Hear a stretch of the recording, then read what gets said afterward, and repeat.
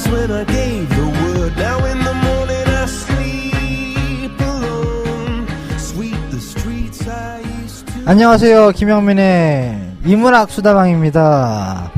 오늘도 계속해서 김영진 씨 모시고 정도전 얘기 계속해 보겠습니다. 뭐 시작하기 전에 안녕하세요. 안녕하세요. 안녕합니다. 근데 시작하기 전에 좀 이번 주가 좀 뭐 이벤트가 사건이 많은 한 주였어요. 어제 몰렸지. 아니 그제도 일어났어. 그제도 일단 버스가 터졌고 우리 그렇구나. 자살폭탄 테러예요? 아니면 투척이에요? 아니 저기 보니까 자살폭탄 테러야. 그러니까 그거를 버스를 지금 앞문으로 열고 한 명이 들어왔대. 그거를 이제 거기 현지 가이드가 그러니까 한국 사람이죠. 가이드가 막으려고 하는 상황에서 앞에서 터진 거야. 그러니까 앞에 있던 사람 한 4명이 죽은 거죠. 테러범까지 폭발해서 5명. 거기 이스라엘이랑 저기 이집트 국경이니까 이집트 애들이 저기 이스라엘 넘어가면 못 건드리니까 어쨌든 인명피해가 났다는 거에 대해서 심심한 애도의 말씀을 전달하는데도 불구하고 그게 참 심심할 수가 없는 게 그렇게 다 그러니 거기 왜 갔을까요? 글쎄요. 뭐 성지순례라고 본인들은 얘기하시지만 파악이 안 돼. 성교를 뭐 버스 타고 그렇게 단체로 돌아다니겠어요? 여기 방송 지금 잘리는 거 아닙니까 이거? 원래는 저기가 이게 논의의 수준이 좀 있어 이거. 우리는 이렇게 잘리기 전까지 얘기한다. 편집은 알아서 얘기해 주세요. 수다방에 테러 들어올 수도 있어요. 조심해. 그러니까 그렇게 이게 원래는 좀 이집트가 저 인트로는 좀 노래는 꺼주시고 저 계속하겠습니다. 아니 계속해요.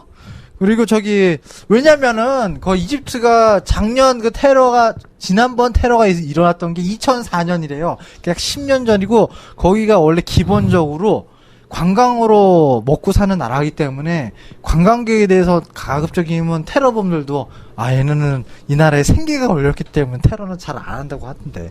근데 이번에는 좀 테러가 일어난 게 근데 과연 한국 사람을 목표로 했는지 아니면은 랜덤으로 걸리다가 한국 사람이 됐는지 그게 좀 궁금해요. 왜냐면은 좀 어저께 제2뉴스에서 손 아저씨가 현지 프리랜서 PD랑 얘기하는 거 들어보니까 좀 그러니까 임의적으로 걸렸다. 약간 그렇다는 얘기가 있었는데 랜덤이구나.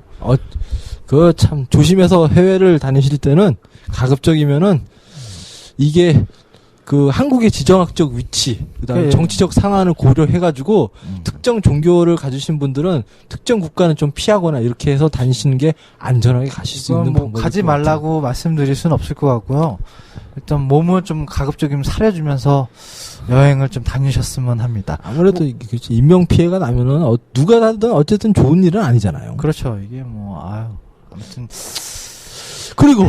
그리고 또 터졌어. 이게 안 좋은 소식만 터져. 경주에서 일단은 무너졌어. 눈이 왔다 그래서 무너졌죠. 이게 무슨 경주 코롱사에서 만든 리조트에서 부산 외대 신입생 오리엔테이션이 있었는데 그게 이제 정황을 보니까 강당이 며칠간 경주에 눈이 많이 왔었다고 하더라고요. 남부지방임에도 불구하고 그 눈을 지탱하지 못해가지고 꽝 무너져 내려서 10명의 사망자와 또 인적 피해가 났다는 또 좀 비밀입니다. 그렇죠. 젊은 친구들이 안 됐네. 이게 어떤 대통령이 나와가지고 나라에 애기 꼈나? 그럴 수도 있지. 전 요새 일은 잘 모릅니다. 아니 그랬을 수도 있고요.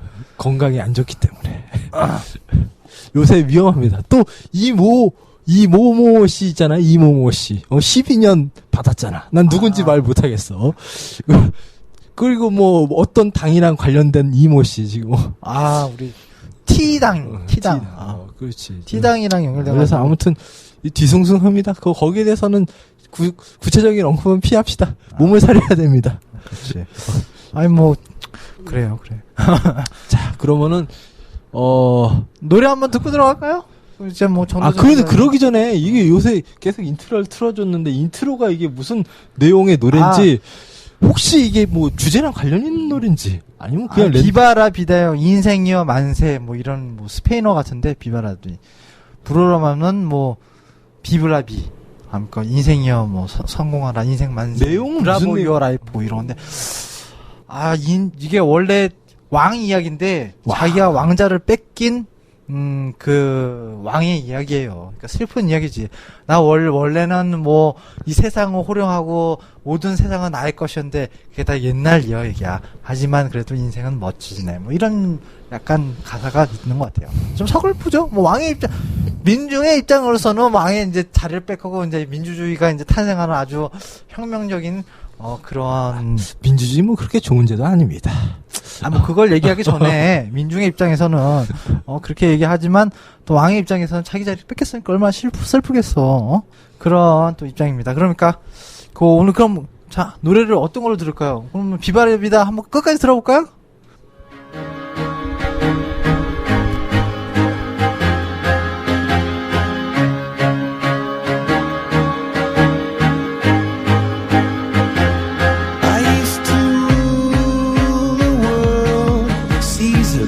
When I gave the word, now in the morning I sleep alone. Sweep the streets I used to own.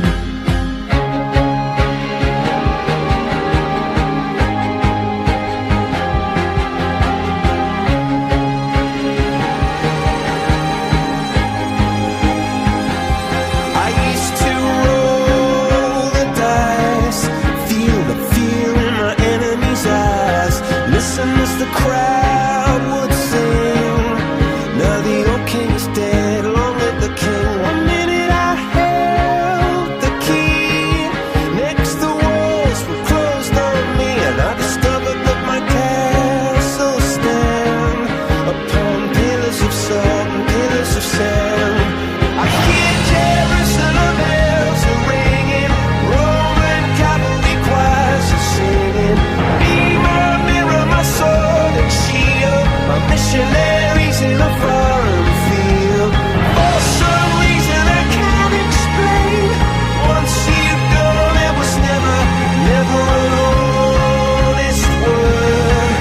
That was when I ruled the world.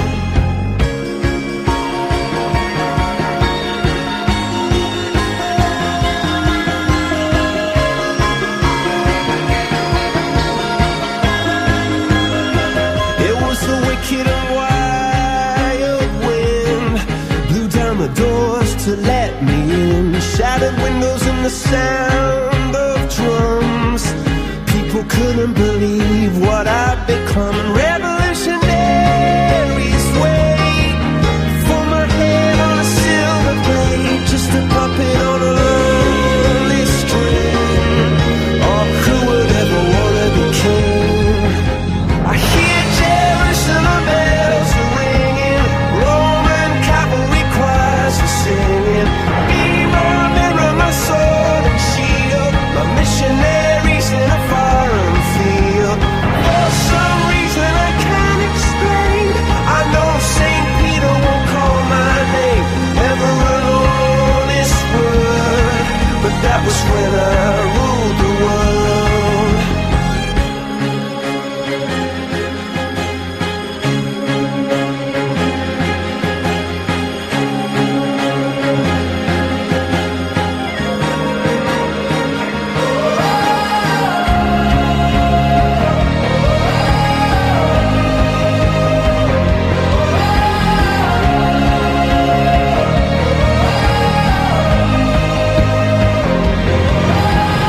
Hear Jerusalem bells are ringing, Roman cavalry choirs are singing. Be my mirror, my sword and shield, my missionaries in a foreign field. For some reason I can't explain, I know St. Peter won't call my name, never an honest word, but that was when I ruled the world.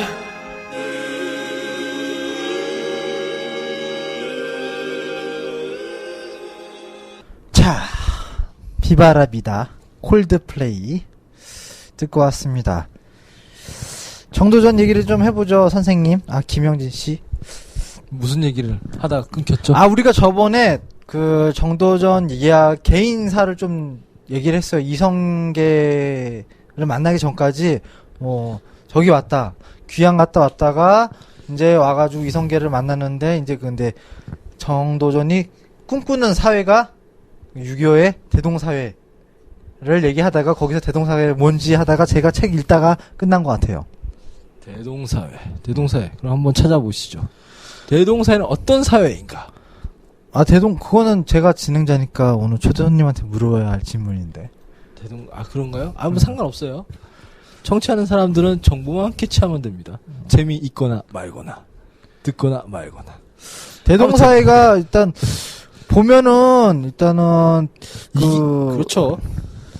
일단 대동사회를 얘기하기 전에 정도전이 과전법을 실행하기 위해서 했던 정책을 보면은 지금에 있는 근대 아이템으로 볼 수 있으면은 공산주의처럼 나라가 모든 토지를 몰수하는 하고 그리고 일반적으로 농민들한테 일괄적으로 나눠주는 그런 정책을 폈어요. 그러니까 굉장히 대동사회를 지향했던 그 아이디어가 굉장한 좀 사회주의 사회에 가깝다고 얘기를 할 수 있겠죠. 다만 지금 한계점을 말하긴 좀 이르지만 노비제도를 철폐하자는 그런 급진적인 그 시대 상황에서 벗어날 수 없었던 좀 한계가 있었지만 그 당시 토지 개혁으로서는 아주 좀 레볼루션한 혁명적인 그런 개혁이라고 볼 수 있죠. 자, 그러면 대동사회는 어떤 사회인가요? 대동사회가 보면은 옛날에 고대의 하은주 시대가 있었잖아요. 고대의 나라. 그 시대 때 아주 태평성대를 이뤘던 거를 공자가 그게 무슨 책인가요? 얘기에서 이제 얘기하는 이상사회인데 거기서 말하면은 아이들은 병업시키려고 굶주리는 자는 또 없고 또 사회적 약자는 그만큼 사회에 대해서 보호를 받고 모든 사람들이 직업을 가졌으며 이혼한 사람들 여자들도 다 돌아갈 것이 있었다 해가지고 굉장히 평등하고 복지가 어느 정도 굉장히 향상되었던 그런 사회를 말하고 있는데 그런 사회를 일단 정도전이 생각했던 이유는 제가 봤을 때는 그냥 그래요. 귀양 갔을 때 그 사람 고려 말기에 그 착취당했던 농민들이나 평민들의 삶을 보고 이 사람이 이제 좀 그러니까 백성들이 편하지 않은 삶은 오래 유지될 수 없겠구나라는 삶을 좀 생각을 하고 이제 그거를 새로운 어떤 국가의 이데올로기로 삽입을 시켰던 것 같아요. 일단 보면은 그렇게 보는데 좀 대동사회에서 좀 하실 말씀 있으신가요? 대동사회. 네. 대동사회는 일단 어쨌든 공자가 말한 그런 사회인데 글쎄요. 이거를 일단 기본적으로 우리가 얘기할 수 있는 거는 어쨌든 사람들의 품성이 좀 편하거나 이런 상태였던 것 같아요. 그러니까 보면은 일부를 인용해서 말씀드리면은 자기의 부모만 부모로 여기지 않고 자기의 자식만을 그러니까 자식으로 여기지 않았다. 그러니까 내 부모나 다른 사람의 부모나 혹은 내 자식이나 다른 사람의 자식이나 또 똑같이 여겼다는 건데 이거는 물질적인 것도 있지만 정신적으로 그만큼 일단 공동체적인 마인드가 있어야 된다는 얘기죠. 얼핏 이 얘기를 들어보니까 플라톤의 국가에서 나오는 이상적인 사회도 나오네요. 거기 보면은 보편적인 형제를 많이 강조를 하는 것 같은데 좀 그 정도까지는 올라가진 않았나? 직접적으로 비교하기는 아직은 얘기를 할 수는 있겠죠. 하지만 맥락이 크게 다를 수도 있고 똑같을 수도 있는데 아무튼 플라톤은 그런 얘기를 했다고 하네요. 네. 플라톤은 그래서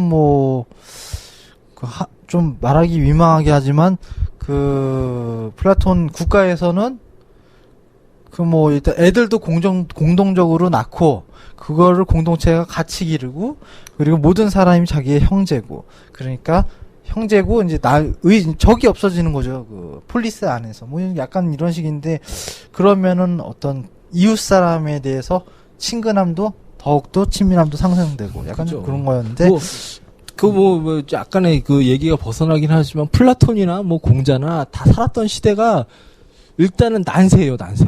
이게 플라톤은 좀 어떤 시대에 살았나요? 이게 본인이 살았던 시대가 페르시아 전쟁 이후, 그러니까 페르시아가 그 그리스 쪽으로 와가지고 애들이 이제 땅 따먹게 하겠다고 와서 싸우다가 그래서 이제 뭐 헬라스, 이제 그리스가 페르시아를 쫓아냈죠. 그러고 나서 얼마 있다가 또 그리스 내전이 또 시작돼요. 그게 펠로포네스 전쟁이라는 건데 그걸 또 플라톤이 얼추 다 겪지 않았겠어요. 플라톤이라기보단 소크라테스죠. 그래서 물론 소크라테스를 빌어서 플라톤이 얘기하는 건데 스승한테 들었으니까 어쨌든 머리에 남아있는 그 일정 정도의 팩트는 있겠죠. 그걸 겪었던 소크라테스기 때문에 많은 전쟁이 있었던 시기네요. 그러면. 그저 옆에 도시국가들끼리 싸우고 근데 뭐 공자도 마찬가지죠. 그게 춘추전국 시대라서 이게 툭하면 옆 나라 쳐들어가고 말이야. 맨날 나라가 흥하고 망하는 게 그렇죠. 그냥 아주 뭐 드라마 보듯이 그렇죠. 양민학살하고 그냥 가서 공을 빼앗고 부녀자들 이게 거시기 하고 노략질하고 애들 노비로 삼고 이게 그러니까 어쨌든 당시에 보면은 굉장히 혼란한 사회에서 꿈꿨던 이데아 일종의 그 이상향을 그렸던 게 이 어떻게 보면은 공자나 플라톤이나 그럼 뭐 소크라테스나 비슷한 다시 정도전 얘기로 들어오면 정도전도 고려 말기에 왕권이 약화되면서 민생이 흐트러지면서 굉장히 혼란스러운 사회에서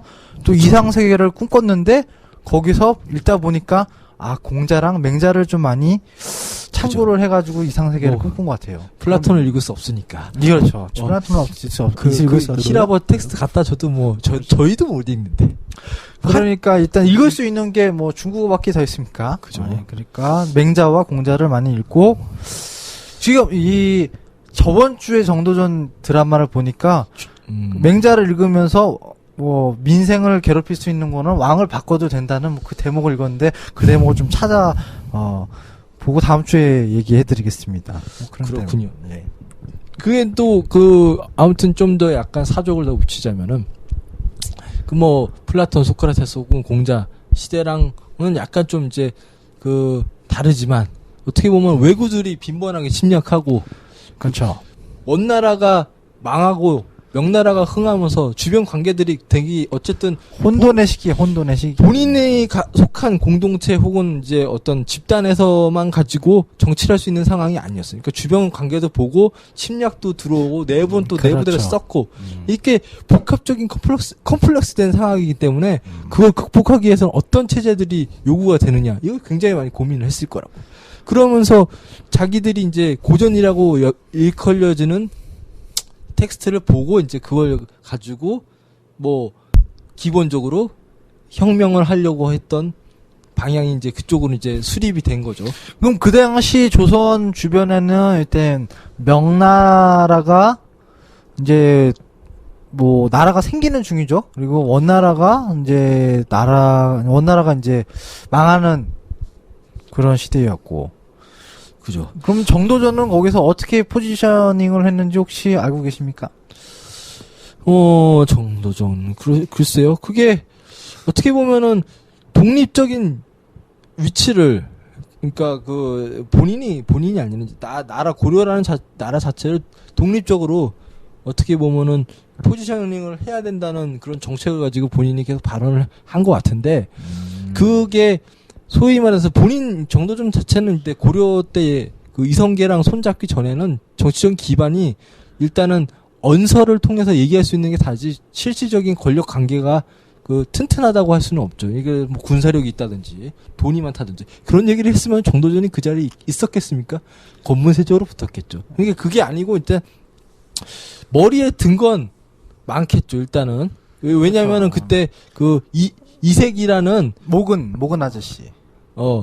목은 이색이라는 아저씨가 이제 성리학을 조금씩 들여오면서 새로운 그런 이데올로기를 가지고 공부를 하면서 그 밑에 이제 뭐 어떻게 보면 권은이라든지 뭐 정몽주라든지 정도전이 같은 다 그렇죠. 서클이 만들어진 거예요. 일단의 하나의 그 이데올로기를 지향하는 서클들이 만들어졌는데 그들은 기반적으로 다 신진 사대부였죠. 그렇죠. 예. 그래서 그 사람들이 공부를 하면서 만들어진 거 가지고 이제 어쨌든 그 고려에 있는 거를 갖고 고려에 있는 문제를 가지고 타파하려거나 이런 계속 그 문제 제기를 했던 거죠. 그래서 그 사람들이 근데 무슨 얘기하다 여기까지 왔죠? 정도전이 꿈꾸는 사회. 그렇죠. 그러니까 결국에는 본인이 공부했던 거 갖고 써먹을 수밖에 없으니까 일단은 대동사회를 그렇게 얘기하면서 주변의 강대국들과 독립적인 그 포지션을 유지하려고 했다. 왜냐하면 걔네들도 어차피 오면은 어쨌든 그 독립적인 지위를 가지고 있는 국가가 다른 영역으로부터 다른 나라라고 혹은 다른 집단으로부터 침입받으면 늘 뭔가가 빼앗기다 보면은 물적으로나 인적으로나 수탈이 많이 되기 때문에 나라가 오래 지속될 수가 없어요. 맞아요. 자, 그러면 정도전이 그렇게 이제 어떤 소프트웨어를 갖췄는데 그냥 소프트웨어만 갖추고 어떤 나라를 만들기는 아무래도 역부족이잖아요. 그럼 이성계 자체도 어떤 정도전을 만나기 전과 정도전 만나기 이후에 어떤 큰 변화가 있었을까요? 그거는 잘 모르겠습니다. 뭐 그런 어려운 질문이었나 본데요. 정도전을 물론 이게 드라마나 혹은 이게 그려진 게 이성계가 왕이 되려고 의지를 품었던 거에 대해서는 솔직히 말해서 뭐 이게 증명하기가 쉽지 않지 않습니까? 뭐 서류로 남지도 않았을 거고 그걸 또 아무래도 고려 말기래도 고려라는 어떤 나라의 충성이라는 게 있었는데 거기에 반역자 아니에요. 새로 나라를 만들었으니까. 뭐 무학대사를 만나가지고 이게 사주팔자를 봤는데 뭐 왕이 될 팔자인데 참 이미 왕국이니 뭐 이런 얘기가 드라마에 좀 나올 것 같은데 완전히 신빙성을 있게 얘기할 수 있는 건 아닌 것 같고. 그러니까 역사적 사실에 근접했다고 보기엔 좀 어렵고 거기에는 뭐 작가의 좀 상상력이 발휘됐을 거라고 봅니다. 그렇죠. 이게 상황이 흘러가다 보면은 이게 아무래도 그 입을 맞추지 않을까요? 근데 예를 들어서 뭐 이데올로기를 그러니까 한 나라의 이데올로기를 완전히 자기가 충성해서 바치면은 모르겠는데 어느 순간 정도전이 어느 순간부터 그런 이데올로기가 자기가 이제 가지고 있던 이데올로기나 혹은 그 자기 집단이 계속 유지될 거라는 그런 믿음이 상충되기 시작했겠죠. 그러니까 두 가지 정도가. 그러니까 하나가 커지고 하나가 작아지고 그렇겠죠. 그러니까 본인이 가지고 있던 이데올로기 실현하려고 이데올로기는 커지고 이게 충성도는 계속 하락하고 그러다 보면 언젠가 이게 자기가 꿈꾸던 걸 실현하려고 하면은 사람을 그러니까 계속 이제 고민을 하게 되는데 그때 이제 이성계를 만났겠죠. 이성계를 만났는데 이성계가 과연 정확히는 모르겠어요. 그걸 본인이 그 정도전을 만나가지고 그게 이제 동기가 부여가 돼서 왕이 됐는지 그 전부터 왕을 하려고 했는지는 글쎄요. 이건 뭐 지금 확인하기 힘들죠. 또 역사라는 게 또 거기에 운도 있었겠고 어떤 그 시대적인 맥락이 있었겠죠. 뭐 위화도 해군을 하기 전에는 실질적으로 고려 말기 같은 경우는 왕의 어떤 영향이 그렇게 직접적으로 다 있는 게 아니라 실질적으로 지방의 군사를 어느 정도 소유하고 있는 그런 장군의 어떤 그 물리적인 힘이 굉장히 크게 유효했을 거라고 봐요. 그렇군요. 그러니까 가가지고 위화도 해군을 해가지고 그 군대를 데려와서 수도를 개경을 장악하고 쿠데타를 하고 그게 이제 직접적으로 먹혔던 거고 실질적으로 고려 안에서는 그 부대를 막을 수 있는 부대가 없었다니까 그냥 뭐 털린 거죠. 망할 명나라한테 어쨌든 좀 어떻게 보면 좀 속된 말로 개겨보려고 쪽수를 보내가지고 한 10만이라고 보통 문헌에 그러는데 한 5, 6만 되겠죠. 뭐 사실 뻥카 보통 그런 데는 뻥카가 많습니다. 양적으로 불리는 거. 이렇게 갔다가 온 나라에서 군인들을 모집해가지고 갔는데, 갔던 장수가, 야, 여기서는 도저히, 앞으로 가기가 좀 거시기 하니까, 다시 뒤로 가자 그러는데, 그걸 방어할 수 있는 군대가 어디 있겠어요? 다 보냈는데. 근데 보면은, 잠깐만 드라마 얘기해가지고 좀 역사적인 사실이 좀, 저의 좀 지식이 없어 보이긴 하지만, 거기 보면은 이성계를 견제하는 세력이 있었단 말이죠. 그럼 저도 그게 참 궁금해요. 왜 견제하는 세력들이 그 많은 병력을 이성계한테 줘가지고 명나라를 보내는지. 그럼 그거는 예측이 과연 불가했을까?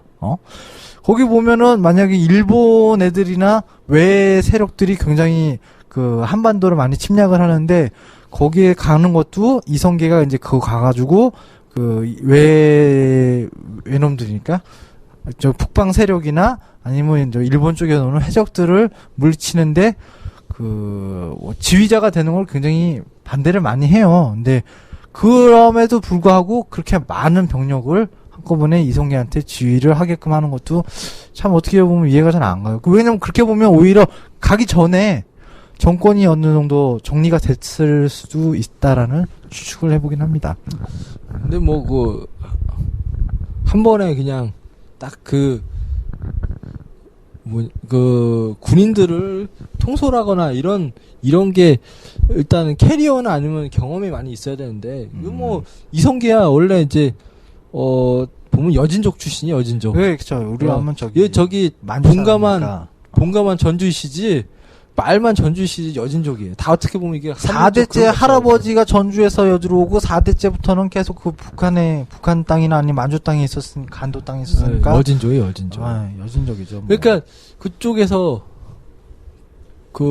자기들이 관리했던 군사들이나 이런 걸 가지고 계속 관리를 했기 때문에 상대적으로 캐리어가 많이 쌓였잖아요. 그러니까 그걸 실질적으로 고려라는 나라 안에서 군인을 가지고 통솔할 수 있는 장군들이 실질적으로 그러니까 아주 잘 했던 사람들이 얼마나 됐겠어요. 기껏해봤자 최영이나 이렇게 그렇죠. 몇몇의 지휘관들이 있었겠죠. 그러니까 그런 사람들한테 울겨 겨자 먹기를 위임을 했을 가능성도 없진 않겠죠. 그러니까 저도 이게 옛날에 고등학교 수업을 들었을 때 고등학교 지리 선생님이 얘기해줘서 그러는데 전두환 때 쿠데타랑 많이 연관을 시키더라고요. 그 선생님은. 그 선생님 좀 RT 출신이었는지 몰라서 그러지만 투스타나 별들이 직접 지휘하는 것보다는 밑에 실질적인 자기 부대를 이끄는 실질적 지휘관이 훨씬 영향력이 부대에 대한 영향력이 크다라고 하는 거고, 이성계도 마찬가지로 왕이 직접 지휘를 하는 것보다는 어떻게 자기가 직접 지휘했던 북방 어떤 세력에서 실권이 있었기 때문에 어떤 유효하는 측면이 있었다라고 볼 수 있나요?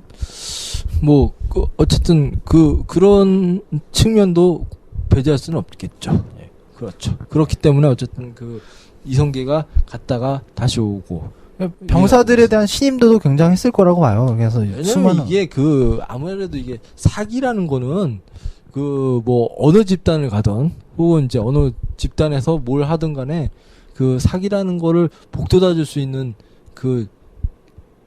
인물이 있고, 그걸 이제 깎아먹을 수 있는 인물이 있지 않습니까? 그렇죠. 당시에서는 아무래도 판단을 그나마, 왜냐하면 이게 다 군인들을 모집한다고 해도 본인들이 가고 싶어서 갔겠어요. 끌려가는데 그나마 살긴 살아야 될 거 아니야. 딱 보니까 저놈이면은 장수를 해도 나의 목숨이 건져질 수 있겠구나. 확률이 높겠구나. 생존의 문제, 생존의. 어떻게 보면 보병이나 여기 땅 타입 창 갖고 간 사람들은 살아야 되니까 가서 그 사람들 병절로를 하더라도 제일 중요한 건 지 목숨을 부지하는 건데. 그러니까 그거를 본인들이 몰랐겠어요. 이렇게 다 어느 정도 입소문 따라서 쟤는 좀 싸움빨이 있던 장수구나. 그러면 이제 아무래도 사기가 일로 붙고 절로 붙고. 군대에 가서도 그런 지휘관을 잘 만나야 된다고. 그죠. 그런 촉이 있었나 보죠. 예, 그러면 노래 한 곡 듣고 가겠습니다. 노래는 지금 우리랑 얘기하는 내용과 아무런 관계가 없어요. 김광석 오늘 트리오 들을게요. 김광석의 흐린 가을 하늘에 편지를 써.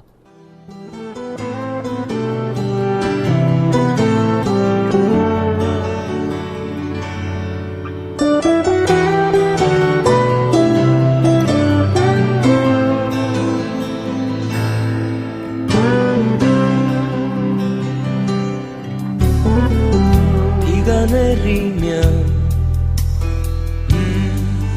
나를 둘러싸는 시간의 숨결이 떨쳐질까. 비가 내리면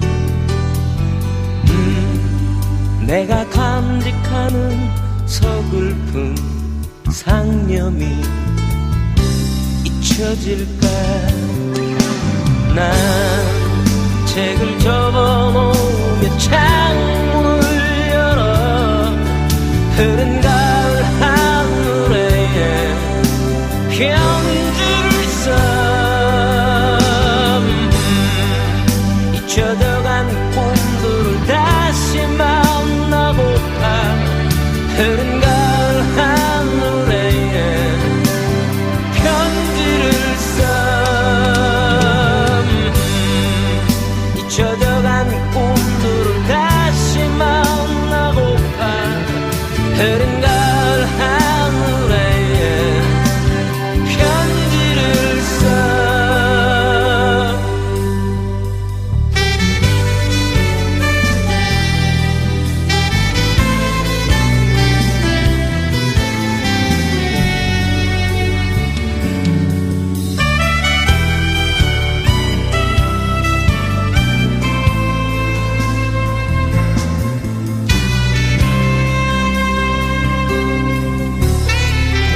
바람이 불면 나를 유혹하는 안일한 만족이 떨쳐질까. 바람이 불면 내가 알고 있는 허위의 길들이 잊혀질까. 난 책을 접어놓으며 창문을 열어 흐른 가을 하늘에 편지를 써. 잊혀져간 꿈들을 다시 만나고파. 흐른 가을 하늘에 편지를 써. 책을 접어놓으며 창문을 열어 흐린 가을 하늘에 편지를 써. 잊혀져간 꿈들을 다시 만나고파. 흐린 가을 하늘에 편지를 써.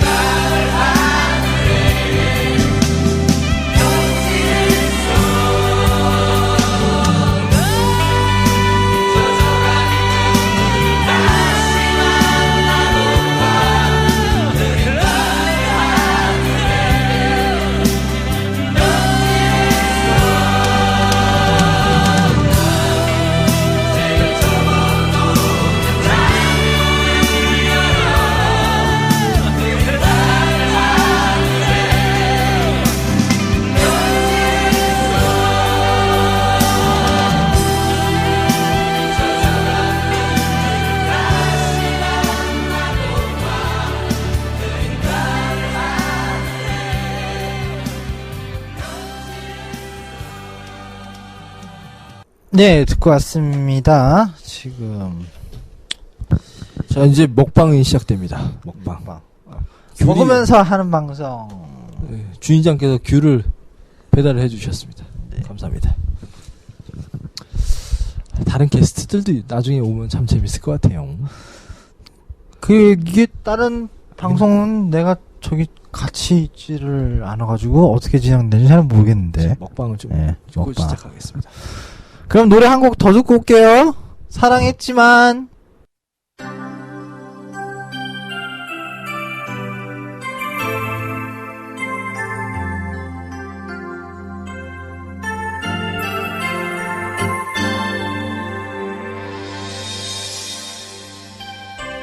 어제는 하루 종일 비가 내렸어.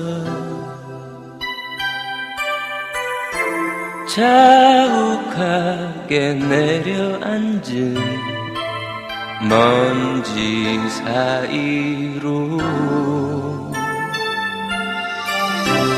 귓가에 은은하게 울려 퍼지는 그대 음성 빗속으로 사라져 버려. 때론 눈물도 흐르겠지 그리움으로.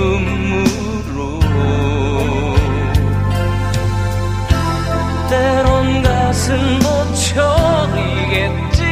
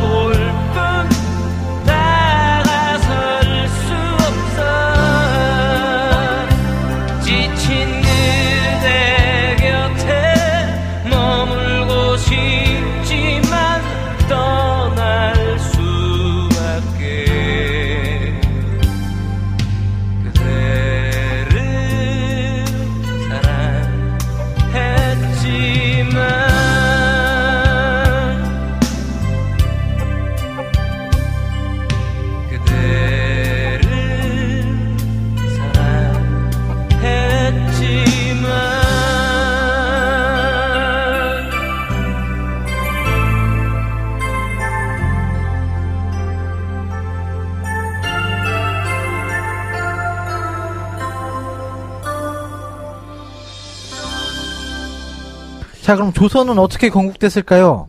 그 위화도 회군을 하고 와가지고 지금 보면은 그 약 2년인가 3년 사이에 왕이 3번이 바뀌는 걸로 제가 알고 있거든요.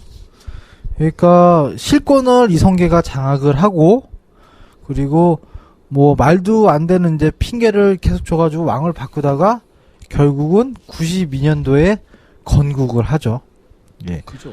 일단은 뭐 건국을 하는데 가장 뭐 필수적이었던, 가장 뭐 결정적이었던 이유가 아무래도 뭐 일단은 나라의 시기가 닿았던 게 부패가 워낙 많았고 일반 백성들의 삶이 너무 힘들었다. 이제 이거를 모든 사람들이 그 뭐 시대가 안 좋았다는 걸 팽배했었던 거고, 가장 중요한 건 이제 대의 명분이, 건국에 대한 대의 명분이 어느 정도 올라와 있었던 거죠. 그죠. 그렇기 때문에 아니 왜냐면 어떤 나라가 건국을 할 때 왕과 어떤 한 명의 신하 가지고는 실질적으로 건국이 안 되잖아요.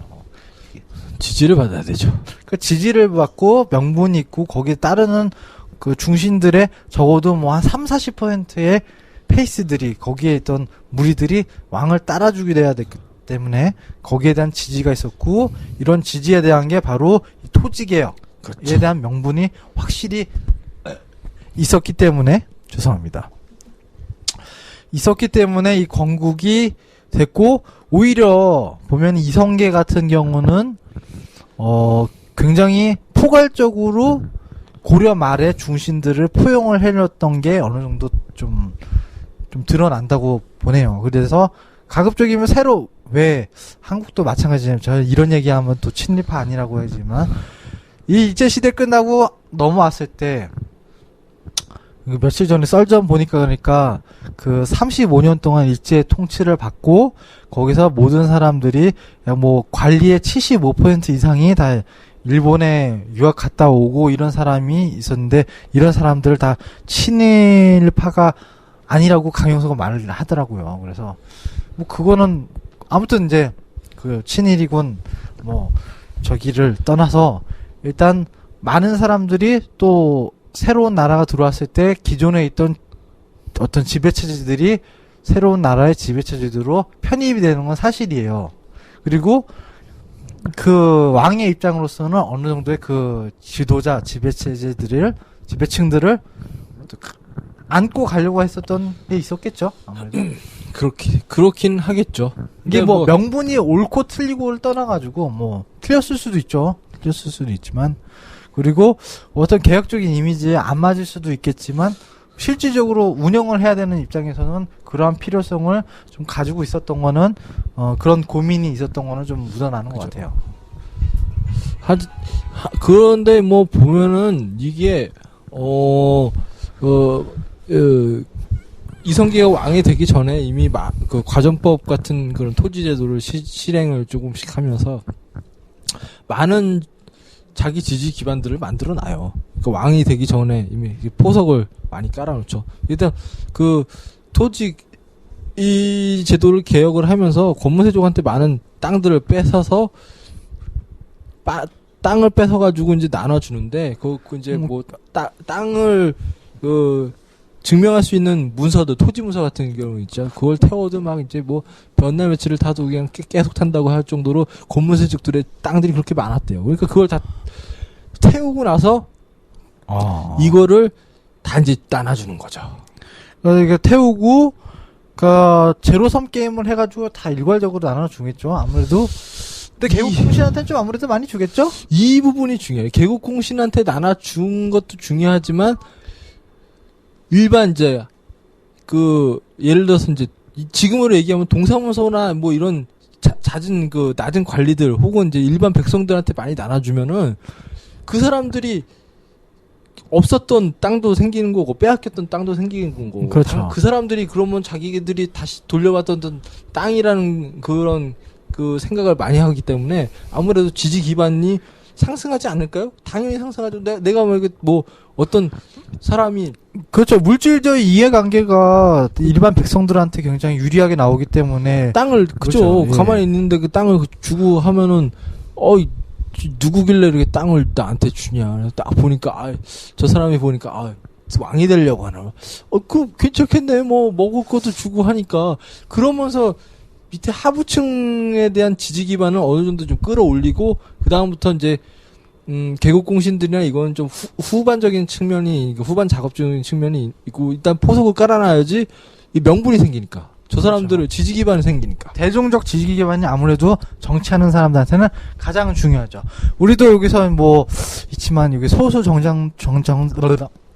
정당들의 가장 큰 문제가 그런 거가 있는 것 같아요. 그러니까 대중적인 지지 기반을 얻을 수 있는 명분을 만들어라. 명분을 어떻게 저 본피님 어떻게 만들 것 같아요? 여기 또 대답 안 하신대요.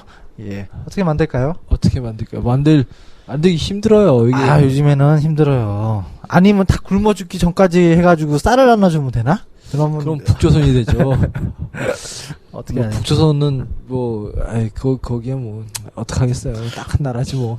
근데 뭐 분명한 거는 이게 정도전과 이성계가 혁명을 할 수 있었던 시기는 엄청나게 잘 맞아 떨어졌다. 이 고려가 어떤 부패할 대로 부패하고 나라가 운영될 수 없을 만한 정도로 떨어진 거는 어느 정도로 새 국가를 만드는 사람들에 있어서는 굉장한 찬스죠. 그게 어떻게 보면은 또 이게 맞물리는 게 어쨌든 그 나라가 막 흥하고 망하고 흥하고는 또 반복이 되는 게 그 조선도 후반기에 가고 정조가 그렇죠. 뭐 철종이라든지 끝나고 그때 세도 이후에. 정치가 시작될 때는 대부분 이런 아까 말했던 권문세족 같은 그런 이제 대농장 경영이 가능한 그런 이제 그 긁어모으기식 그 확장 그렇죠. 소수가 많은 토지를 갖고 있다던가 소수가 많은 경제적인 원천들을 다 소유한다는 게 다시 반복이 돼요. 그러니까 이 정조 이후에 이게 또 그 철종 나오죠. 철종 나오고 거기 다 이제 그 해먹잖아요. 거기 건문 외가 세력이 많이 해먹어요. 세도 정치라고 해가지고 다 해먹죠. 그러면서 나라가 다 망하기 시작하죠. 그러면서 이제 일본이랑 완전히 다른 길을 겪게 되죠. 아무래도 19세기 중반으로 왔을 때 일단 우리는 안으로 좀 틀어막고 썼고 이게 조선이라는 나라를 보면은 참 어쨌든 이런 위기가 또 그전에도 발생을 해요. 개국한 지 한 100년 만에 왜 개국공신 얘기를 아까 또 진행자께서 하셨지만 이게 그 개국공신들이 이게 자기가 개국했는데 뭐 도움을 줬는데 뭐 땅덩어리라도 좀 받아야 되겠냐.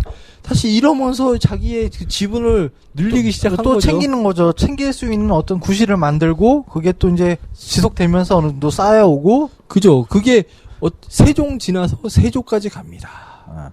세조. 그러면서 거기도 썩기 시작하죠. 그러다가 개혁이라는 게 필요한 거지만 그래도 오래 가긴 오래 가잖아요. 그러다가 한번 또 건문세족이 아니라 여기 뭐라고 얘기하죠? 이게 그 양반? 아니요. 무슨 뭐죠? 이제 신진사대부죠. 그러니까 신진사대부들이 사대부들이 이제 물러나고 걔네들이 유림들이 이제 다시 유림. 옛날에 그 신진사대부 고려 말의 신진사대부의 역할을 또 하면서 맞아요. 이게 다시 그러니까 주고받고 하는 과정을 다시 겪으면서 또 역사는 되풀이되는 느낌이네요. 경제적인 모순도 약간 또 완화가 되고 그러다가 또 해먹고 또 완화가 되고 그러다 정조까지 가다가 정조에서 이제 거의 이제 막판으로 골로 가는 거죠. 골로 가면서 대한제국에서 한 번에 그냥 날려먹는 겁니다. 근데 문제는 항상 또 토지가 문제가 되는 것 같아요. 토지가 어쨌든 조선이란 나라가 농업을 기반으로 했던 나라이기 때문에 이 거의 97% 이상의 인구가 다 농민이기 때문에 이 사람들이 기본적인 경제 활동을 할 수 없는 구조가 되면은 나라가 이게 운영이 안 되기 때문에 여기 벌써 지금도 마찬가지는 지금은 이제 현대 지금 대한민국은 좀 다른 경제 구조를 가지고 있지만 일단 그렇게 경제 구조가 왜곡이 돼서부터 어떤 위기가 초래했다고 볼 수 있겠네요. 그렇죠. 뭐 대부분의 그 나라가 흥하고 망하고 하는 거는 기본적으로 거기서 살고 있는 사람들이 기본적으로 경제 활동을 편하게 할 수 있냐. 여기 지배층 말고 피지배층을. 왜냐면 피지배층이 곧바로 조세랑 바로 연결되기 때문에. 그러면 그거를 깨끗하게 운영을 해가지고 이게 매니지먼트를 잘 하면 되는데 보통 그 조세 제도를 깨끗하게 못하고 그것이 조세가 면세가 되면서 계속 그 부유층한테 직접적으로 이득만 되고 세금을 안 내고 이거는 뭐 조세가 그냥 빡빡빡 줄어들죠. 지금도 던져주는 시사점들이 굉장히 많다고 할 수 있겠네요. 어떤 뭐 대기업에 대한 어떤 유리한 법제도라든지 어떤 서민에 대한 좀 이렇게 복지제도의 어떤 민주화가 안 되는 부분 같은 경우는 굉장히 던져주는 시사점이 많다고 생각을 합니다. 그리고 이게 아무튼 애매해요. 그게 한번 그걸 집행을 그러니까 어떻게 보면 위정자의 입장에서도 어디다가 손을 들어줘야 될지 유지가 잘 되는 거는 이거는 판단하기 쉬운 문제는 아니에요. 다수를 위해서 판단한다고 하는데 다수를 위해서 판단하더라도 그게 어떤 식으로 해야지 또 유지가 잘 되고 오래 갈지 그거는 또 역사가 근데 역사라는 게 굉장히 그런 면의 의미에서 봤을 때는 되풀이가 많이 되는 것 같아요. 그러니까 뭐 디테일한 건 다르겠지만 형국이라는 거는 이렇게 흥망성쇠라는 거는 어느 정도 비슷하게 찾아와요. 왔을 때도 고려도 그런 식으로 찾아왔었고 조선도 그런 식으로 찾아왔었고 뭐 일본도 처음에는 근대화를 겪어서 흥했지만 어떤 뭐 전쟁이라는 또 김영진 선생님 씨가 더 일본에 대해서 좀 많이 알고 있기 때문에 뭐 일본 같은 경우는 다르나요? 일본은 욕망이 많았던 나라인 것 같아요. 욕망이. 이 땅땅 먹기를 아주 이게 포기를 못해. 아유 뭐 걔네들 아직도 땅땅 먹기를 포기를 못했잖아요. 그래서 저기 중국이랑도 싸우고 독도 가지고도 싸우고 뭐 싸우는 게 많어. 아무튼 그 호전적인 나름 자기네들도 제국이었을 때는 노스텔지가 향수가 그렇죠. 있겠죠. 향수가 있기 때문에 자꾸 그걸 또 향해서 가는데 과연 뭐 그거는 이제 아무튼 논외로 치고 일본은 뭐 그렇답니다. 아무튼 이게 또 보니까 정도전이라는 사람이 겪었던 시대는 어떤 나라가 망하고 다시 새로운 나라가 태어나는 나라이긴 하지만 이게 보면은 그 짧은 뭐 10년도 안 되는 순간이지만 엄청난 역사의 이벤트들이 많이 일어나고 거기 우리한테 말해주는 현대를 살아가는 사람들한테 던져주는 질문들이 굉장히 많아요. 이게 역사적으로 보면은 그죠? 이게 긴 세월이라고 치지만 대한민국이 건국되고 나서 안정적인 어느 정도 그러니까 정권이 뭐 평화롭게 바뀌고 하고 뭐 물론 그 뭐 아직 북조선과의 그 대립적인 관계가 계속 유지되고는 있지만 그나마 안정이 됐다라고 보통 사람들이 생각하고 다니는 이 시기가 60년이라는 건 어떻게 보면 인간 개인의 삶에 있어서는 긴 수치가 될지 모르겠지만 역사적인 차원에서는 그렇게 긴 대한민국은 신생 국가죠. 그 나라의 역사를 봤을 때는 그렇기 때문에 이게 얼마나 흥하고 얼마나 유지가 될지는 그거는 이게 공동체 맞아요. 여기 구성원들이 목이지. 그러니까 이게 지속성이 거죠. 아직 길다고 얘기를 할 수도 없는 거고 60년이. 지금 운영을 했던 사람들의 어떤 이성적인 어떤 합리성도 보여줄 수 있는 그런 경험도 굉장히 적었죠. 직선제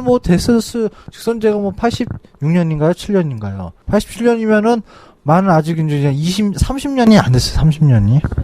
아무튼 그 역사를 보면은 이게 긴 시간이 아니기 때문에 이 나라가 또 언제까지 유지되냐. 어떻게 따지보면 로마 같은 경우는 1000년이 유지됐어요. 1000년. 60년은 글쎄 왕 2번 바뀐 거 정도밖에 안 돼요. 어떻게 보면 좀 박정희 같은 아저씨들이 나와가지고 한 독재 몇 번 하면은 60년 금방 가는 거예요. 그러니까 이런 체제가 얼마나 유지될지는 보통 가지고 공동체 안에서 살아있는 개개인들의 그 역량이나 이런 것들이 강화돼야지.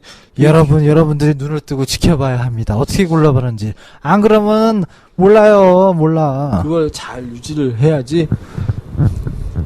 진행자께서는 아무래도 이제 좀 가닥을 잡아가지고 이게 첫 진행이다 보니까 이게 아무튼 요리도 가고 저리도 가고 뜬금없이 이게 원래 이게 방송 우리 메리트가 이거야. 원래 자충우돌 이문학 수다방 왼쪽으로 튈지 오른쪽으로 튈지 산으로 갔다 바다로 갔다 하늘로 갔다 일단 방송 안에서 정도전만 계속 얘기해주면 우린 일관성 있는 거야 이 사람아.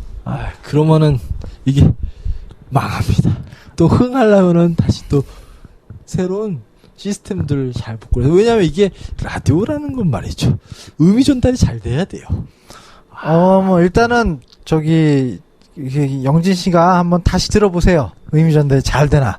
그게 제일 중요한 것 같아요. 내가 봤을 때. 무슨 얘기 할지 모르는 이런 종횡무진 좌충우돌.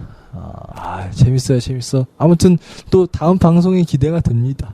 네, 와주셔서 굉장히 감사합니다. 네.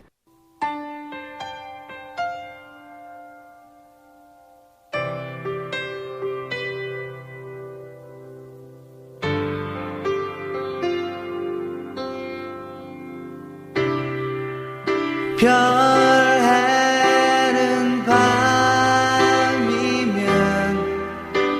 들려오는 그대의 음성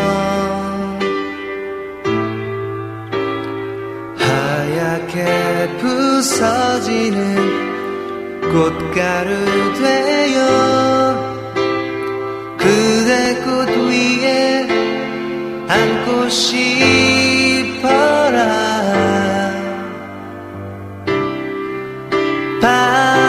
밤하늘 보면서 느껴보는 그대의 숨결 두둥실 떠가는 쪽배를 타고 그대 호수에 머물고 싶어라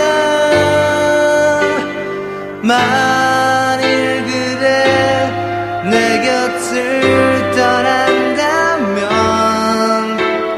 끝까지 따르리 저 끝까지 따르리 내 사랑 그대 내 품에 안겨 눈을 감아요 그대 내 품에 안겨 사랑의 꿈 나눠요